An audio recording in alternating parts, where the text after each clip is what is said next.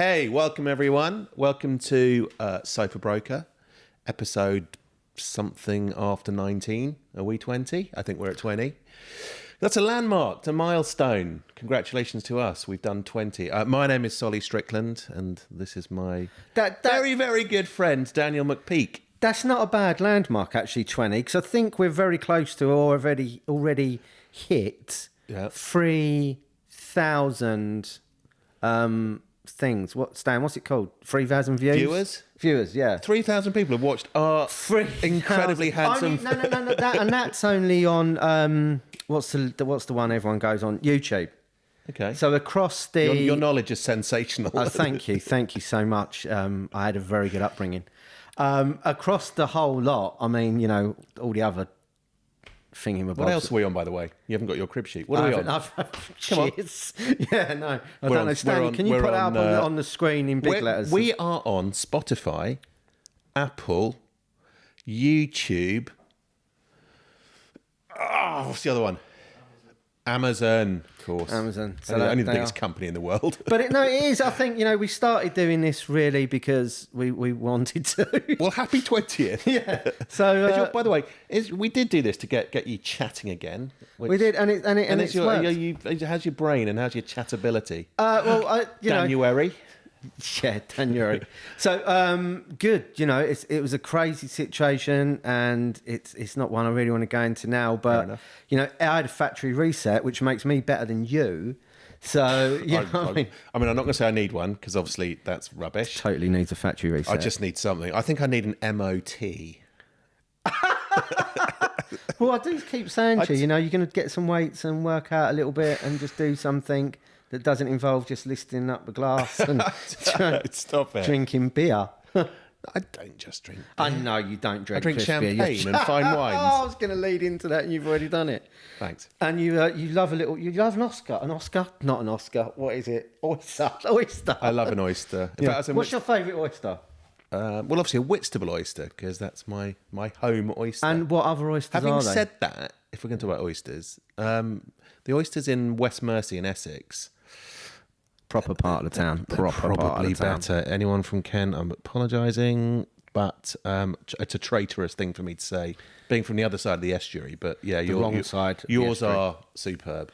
They are. You Essex people. Yeah.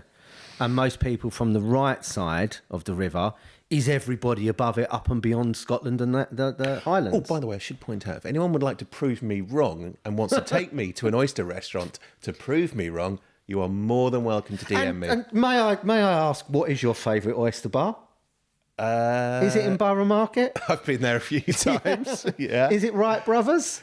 I quite like it. Never took me once. I've never been. Because you're embarrassed about taking Right, we're going next week. In case I try and eat it with a knife and fork. We're going next week, and we'll do a live Instagram or something from it. I don't know if I could eat oysters, mate. Anyway, so you're just trying to get me loved up, aren't you? Forget oysters. You're trying to get me naked again. Told ya, I'm not into that, son. All right, you stick on that side. Right. Cut. Anyway, so oysters to one side. Yeah, but also, well done us for getting to 20. Yeah. God, I wish I was 20 again, but well done us. Can't even remember being 20. It was a bit of a blur. Yeah. And Oasis. I hate blur. Yeah, anyway, what's new with you? What do you want to talk about? Yeah, I was thinking about this while I was sitting here 5 minutes ago when you said what we're going to talk about Oysters. When the camera starts rolling. Do you know what really grinds my gears? Go on then. The massive amount of talking that goes on with agents, real estate agents, estate agency, whatever you guys and girls want to call yourself now, right? What goes on with something everyone talks about and moans about and bitches about what they say is overvaluing, right? What is that? Well, in our world, it's giving the wrong opinion. Okay. I mean, we're not valuing, are we? No. So let's just break that down a little bit. So if you're coming into the industry, you need to know some stuff.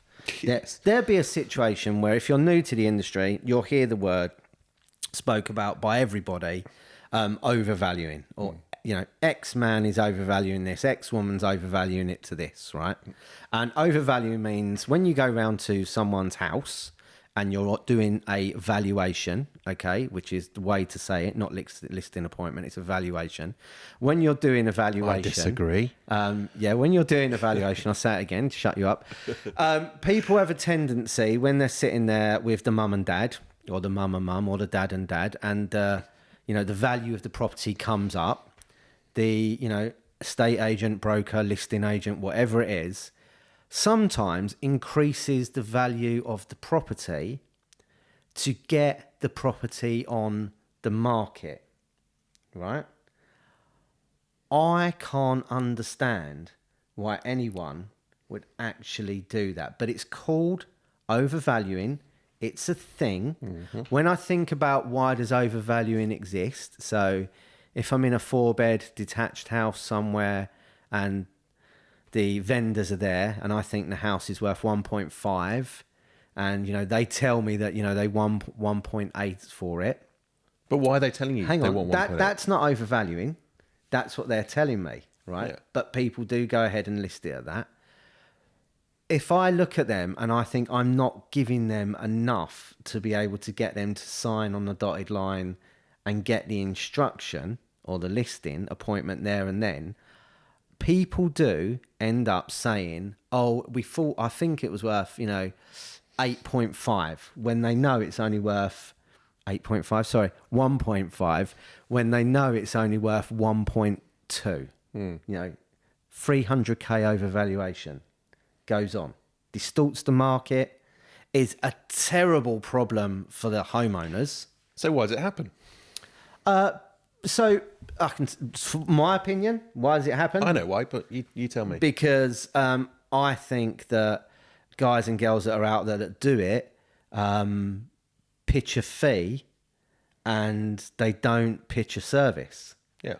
And so because they don't pitch a service, they haven't took the time to actually break down, what it actually takes to sell a property. It isn't just bung it on Rightmove and pray. There's a lot that actually goes on to break it down in front, of the vendor's house to deliver them an excellent service.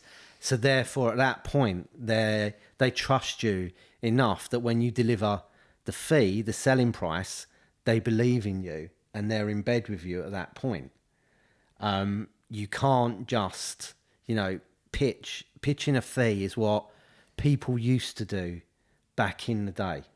Everyone would come, and it's actually but become. They still do it now. Well, it's actually become a bit of a thing where we've started to notice certain agents that are still quite bitchy about other agents, right? And the first thing they love doing is pointing the finger at them, and saying, "Oh, we've got X amount of properties on."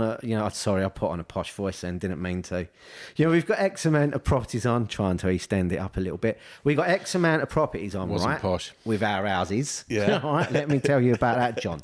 Right. All right, Mickey Flanagan. And and it's like that. They exist. These guys and girls that are out there that are doing the overvaluing and doing the finger pointing to other agents aren't agents. They're not. They exist in and around our world, and they can do the similar thing to us. But the first thing that they want to do is pitch a fee. So the first thing they're worried about is, I know. So say agent A is in a room, okay, and you're following agent B, okay. You're agent B, and you're going to pitch a service. Agent A, is coming in. He spoke to the vendors and he knows after he leaves, you're coming in. He's terrified that Solly is going to come in, right? Because Solly is going to do something, give in Solly's opinion, it can always be wrong, but to the best of his ability, his opinion of the sales price, okay? Which is going to be a price that will end up, achieving, probably a little bit more, but What it actually is worth. What it's actually worth. So the agent that's coming around, the first agent is thinking, oh God, I'm in the house, I'm with the vendor, I've just found out they've got a couple of other people they're going to have round. Usually vendors have round 2 or 3 agents to value it, to get an opinion. Yep. I'm going to lock them in now and say, it's worth a little bit more, because most people, and Well, myself, some people, but a lot of people will go a little bit more, won't they? myself included, will get greedy about the price of their house. Yeah. Because you always want to think that your house is fantastic and it's great, and you always have your idea of what your house is worth. And this leads me on to the issue with. Actually, what's your opinion on that before I get into this? So I'm flummoxed. I'm flummoxed as to why a self-employed agent would overvalue something, because a self-employed agent knows that, like every agent on the planet, that overpriced properties don't sell. Yeah. Okay. So why would you then go and spend a load of your own money putting this thing on the market and your time and all that kind of stuff when you're not going to get paid if it doesn't sell like a normal agent? So that I just do not get. Yes, we make mistakes, and I've definitely put on properties in my career as a self-employed agent at what as a mistake price. Not I'm trying to beat someone else to get the listing price. And then you just have to have the conversation with the owner. But we also know that agencies who are all muddled together in the same area. I don't want you to say high street, but I'll say high street. If they're all in the same space, they all know each other. They're not. It's almost got to the point where they don't care whether they sell it or not, as long as the guy next door doesn't get the listing first. And I'd say so. Yeah, I see that. So that's the disservice to the person that's trying to genuinely move. That I think. So to answer your question, that's why I think they do it. I think they do it because we're a narky, strange little island off the north coast of Europe, where we just don't want the guy next door to do well. So I think I agree with you, but I disagree that it's only people that are the high street. I think there's good and bad in everyone out there, and I think with whether you're in the self-employed model or on the high street, and I wish we had another name for that now. I didn't mean. I'm fed up by the way, saying I didn't mean. Yeah, but I know. I wish there was, because it should now be. I mean, it should be different. Someone come up with a different word for it that sounds cool. What you could do is you could go online and say, "Hey guys, what's the difference between a broker and an estate agent?" Because 15 years after this whole revolution started, people are still doing it. Yeah, for God's sake. So why you all that are trying to catch up? It is a case of like I think mate, I think I need another coffee. You've had 8, and it is a case of like people they overvalue. So they can be. I reckon people that are self-employed agents overvalue as much as people on the high street. But why would they do that then? Because they still just want the listing. They're under. So self-employed agent is under the same fears, but it's all down to him or her. When it's such an expensive mistake, though. But it's not. But listen, because this is what they do. This is where the service is shaky and the service is problematic. If you've overvalued a property, you have it in your and you have it in your head, then your next goal must clearly be to get the value down. I hate saying down. I sound such an.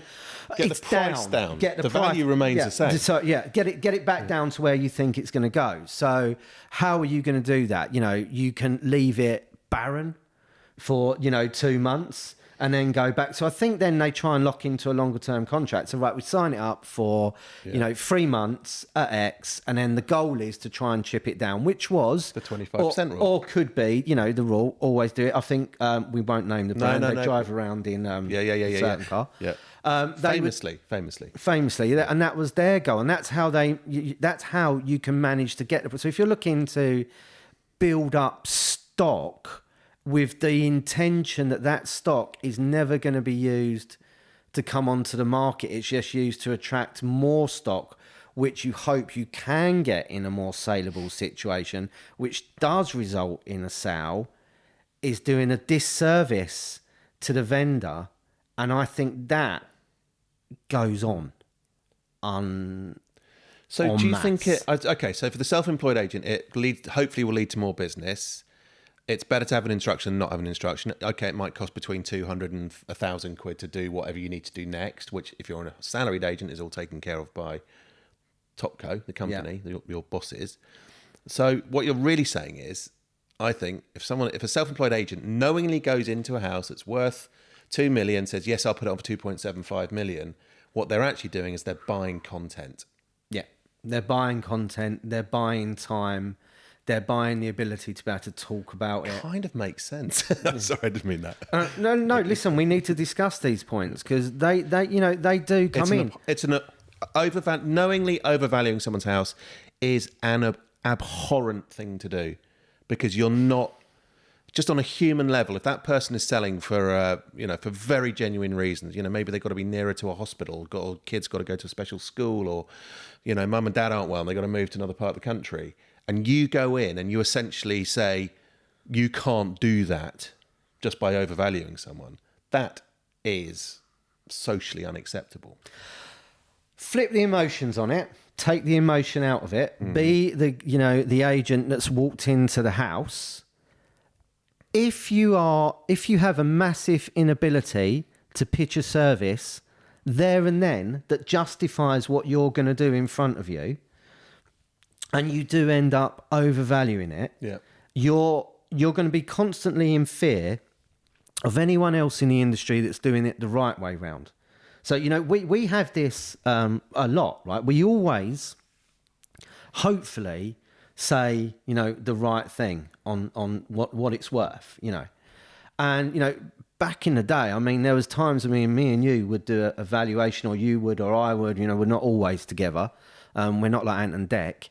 And, we wouldn't say the valuation there and then because, we would perhaps get We did it the other day. Yeah, we got so what we're doing is getting the property measured. Yeah. Get a floor plan on it coming back.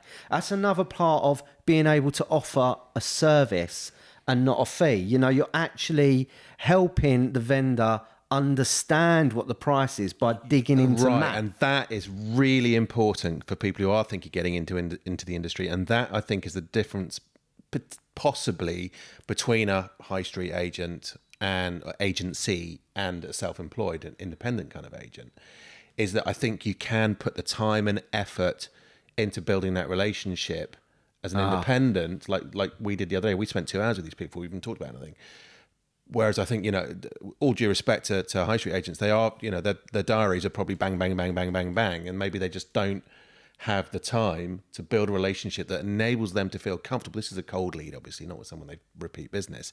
But the time to develop a relationship in, or maybe even the skill sets, actually, let's face it. If you are happy to be bossed about, maybe you just don't have the skill sets and the desire to build the relationship with a client, and therefore you don't have the opportunity to go, you know what, Mr. Dudar, I'm not sure on this one. I'm going to take 24 hours to have a think about it, and I swear I'll come back. Even if you do it in the nicest possible way, possibly there just isn't that room to do that. Do you know what I mean? Yeah. I'm not dissing down high street agents. I'm just saying maybe they just don't have the opportunity. See, I think that, we would spend hours arguing, going backwards and forwards about, should we get this price? What should we put it on that price before we go back to the vendor?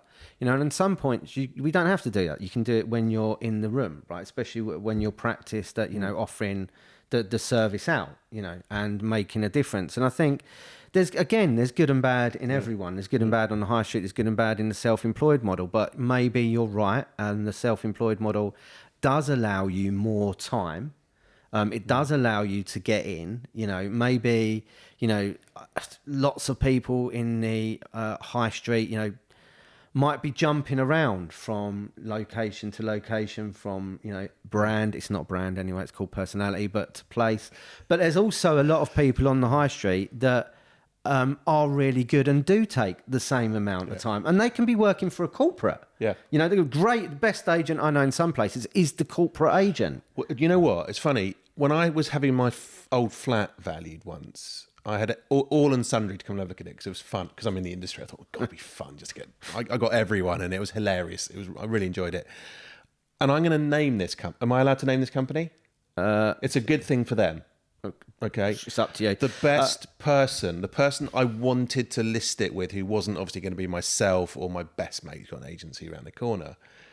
The best people who sat in my flat most comfortably and talked to me from cold were Foxtons.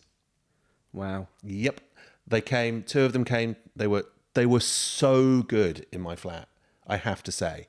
And I'm cynical at the best of times, and I've been in the industry. But when was that? Quite a while ago. That was a long time ago. That was 2019. Yeah, see, the industry hadn't even woke up to self-employed agency then. They had, well, it was there. It hadn't woken up to it. Yeah, no. it hadn't woken Although up. we were, ploughing our furrow. But I think actually, funny enough, the Foxtons bit at that point, because I'm probably the kind of person who wouldn't go with them because I'm not such an aggressive kind of guy.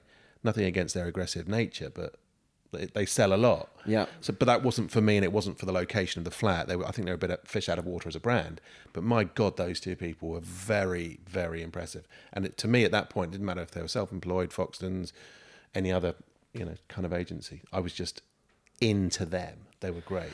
See, so that leads you into, right, so actually, hold on very quickly. So brand versus personality. What's that about? If they'd gone and set up, if they'd called me back a day later, said we set up our own agency, You would have been in. I would have given them the keys. Even though we're talking about not personality and brands, what did they value it at the same price? That's what I'm interested to know. Do you know, I can't remember the valuations. Well, we can probably guess, bearing in mind the 25% rule they may have had, that it was a higher... Honestly, can't remember, but that wouldn't have, I would have just said, I would have gone with the right person and said, actually, I don't think it's worth that much money because I know what my place is worth. And you can have that when you're overvaluing. You can have someone say, whoa, no way. Yeah, I would love you. I've had it before when I've been doing big loft apartments and I've gone in and I thought, this is completely unique. There's nothing else on the planet. I'm very excited myself because I'm in this sphere. Let's stick it on at 5 million. And the guy's like, whoa, Solly, do you think we can? Oof, really? We're off the old Kent Road. And then we just have a think about it and we'll chat about it. Go and have a beer about it. And Was it the Tabard? No, not Tabard. It was across the road, actually, whatever that one was called. Paragon. That's the it. Paragon. Yeah. Course, that takes you back a while. That was one of the best side of the river again. That was really one of the best valuations I million. ever did. It was hilarious, but I won't go into it. But this is again. So this is we're talking a lot about the personality. Then, so if we're talking about just the actual overvaluing part, so people. Let's just recap. They are doing this, right? And it goes on, and we see it a lot. And there's a lot of screaming and shouting about on in certain social media about, this overvaluation, that overvaluation. And I think, there's a way to fix all that. There's a way round it. I mean, I want to swear at this point, but anyway. We talk about, we give examples on this on the academy. There's ways to make this better. But I think the one thing we can tell, the guys and girls out there that want to get involved in this is your mindset. Once you decide you're going to go on a valuation, you should have, checked the property out and all that kind of stuff. But you should also, a day or so before the valuation, put yourself in the shoes of the vendor, right?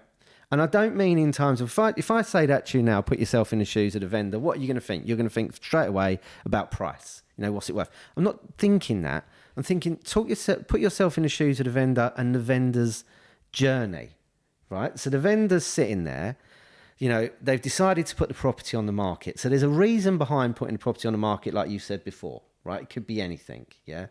Change of scenery, wanting to be in a different school. That's the first question we ask, needing a bigger garden. Why do people buy and sell? Yeah, whatever it is, right? So thinking from the vendor's point of view, they've made that decision to sell it. Then probably what they're going to do then is go on Rightmove, which happens, right? We're not a fan of it, but they go on Rightmove because it has a place, and they start looking at similar properties they think are similar properties to them. Okay, so they start seeing 4 or 5 properties on Rightmove, scattered everywhere about, and they see these properties around $1 million to 1.4. And then they make an assumption internally in their brain. This is where the problems start. That it's worth, our house must be worth 1.5 because we put a new kitchen in a year ago, and we've got a lovely driveway, and it's close to a school. Okay, so they come up with this idea in their head. That idea then turns into something in their brain, and before you turn up, before Agent A comes round to do a valuation, it starts to fester. Garbage. Yeah, and it starts to fester. And it's something we call garbage in, and we do this on the academy.